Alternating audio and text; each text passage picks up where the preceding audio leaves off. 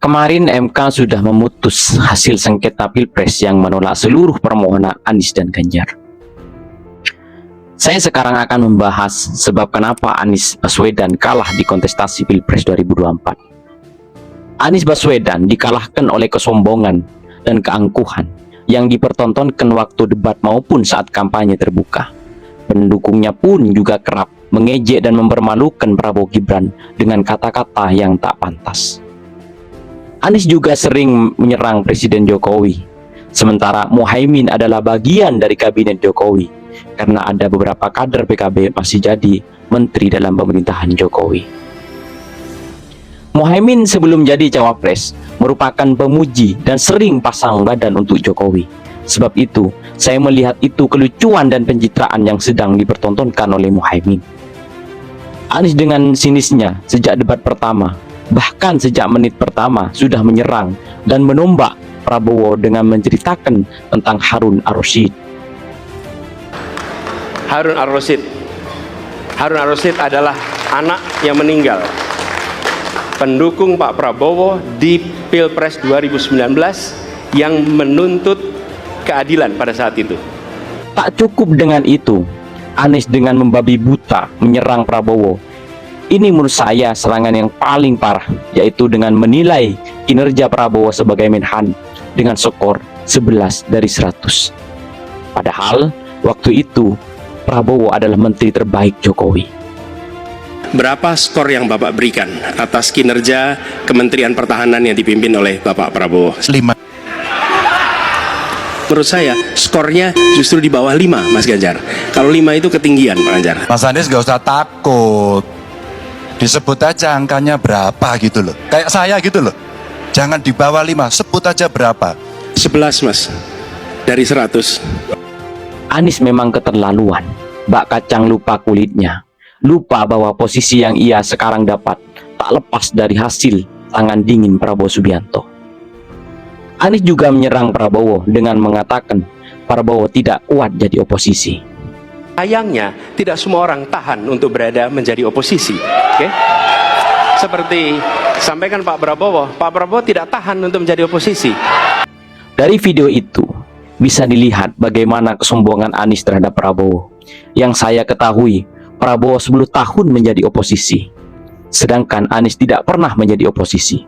Bagaimana dia mau jadi oposisi? Masuk partai saja dia tidak mau.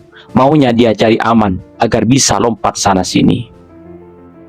Saya akan kembali mengingat perjalanan politik Anies Baswedan sejak 2013. 2013, Anies ikut konvensi Partai Demokrat dan akhirnya dia gagal. Saat itu Demokrat masih berkuasa. Saat Demokrat mulai menurun, pada 2014 Anies merapat ke Jokowi, bahkan menjadi jubir kampanye Jokowi di Pilpres. Hasil dari itu, Anies dipilih Jokowi untuk jadi Menteri Pendidikan. Menjabat kurang lebih dari 2 tahun, Anies dipecat oleh Jokowi karena tidak becus dalam bekerja. Setelah dipecat Jokowi, pada 2016 Anies merapat ke Prabowo Subianto, sampai pada akhirnya dicalonkan dan dibiayai oleh Prabowo dan Anies terpilih menjadi Gubernur DKI. Setelah menjadi Gubernur DKI, Anies ditawari untuk menjadi cawapresnya, namun dengan kesombongannya dia tidak mau, maunya dia menjadi presiden. Selengkapnya mari kita saksikan video ini. Gini ya, Pak Prabowo itu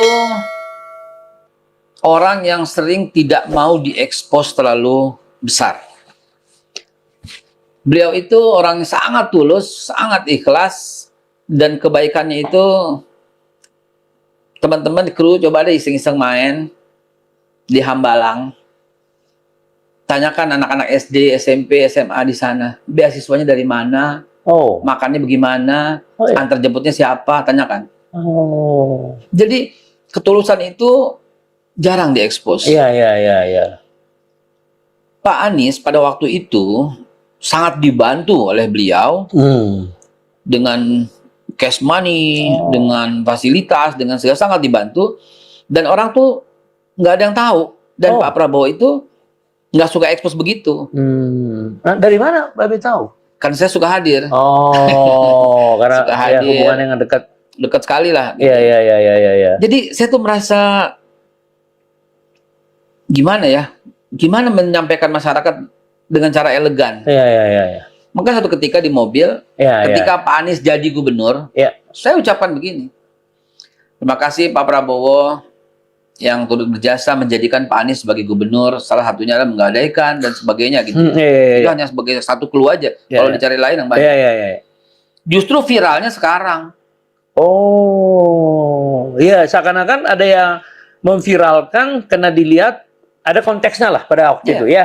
Ini cerita lama. Iya, ya. Oh, iya, iya. Tiba-tiba iya. viral. Tahun berapa itu kira-kira? Ya waktu Pak Anies aslinya? jadi gubernur. Oh, Pantes iya, dong, saya itu ucapkan sudah- terima kasih Iya dong. dong, iya dong. Oh, itu sudah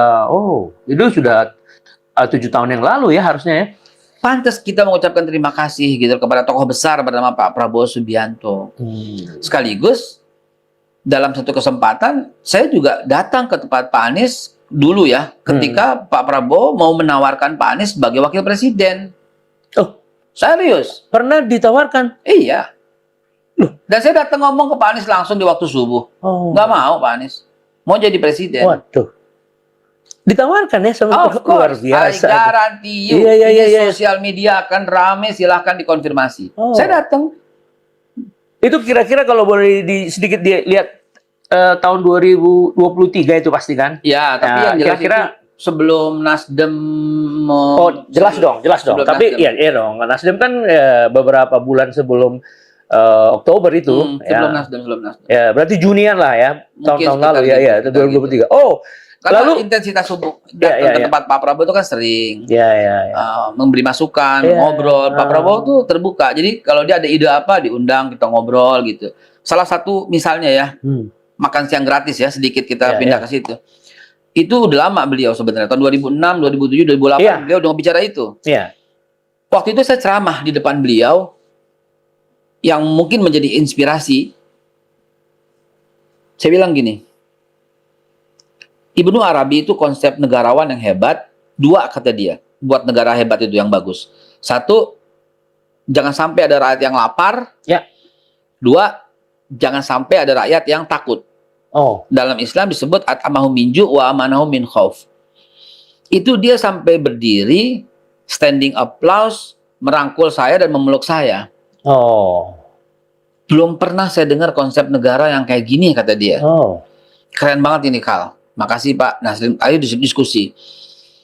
Nah, dalam salah satu diskusi 2023 itu bilang begitu. Siapa ya wakil? Oh. Ketika beliau ditetapkan oleh Gerindra sebagai capres. Ya, ya, ya. Salah satu dalam list itu Anies. Oh. Dan beliau minta saya. Kamu dekat sama Anies? Dekat, Pak. Coba tanyain dia. Mau nggak jadi Waduh. wakil saya? Ini nggak ada yang tahu ini. Luar biasa ya. Saya datang subuh-subuh. Saya telepon. Malam itu. Pak Gub, izin menghadap nih Pak Gub. Walaupun dekat saya tetap manggil menghormatinya. Ya, Pak Gub. ya, ya. Datang deh besok pagi. Hmm. Subuhan di sini. Jam 5 saya datang. Oh. Ada satu orang penasihat spiritualnya beliau lah. Ya, ya, Seorang ya. Habib Hmm.